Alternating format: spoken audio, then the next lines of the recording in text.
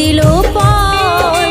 বন্ধুর জন্য ছাড়লাম আমি আমার বাড়ি ঘর, সেই বন্ধু এখন আমায় করে দিল পার রে, করে দিল পার।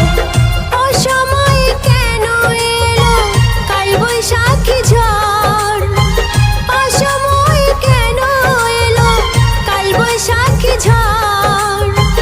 জীবন হলো শূন্য বালুচর।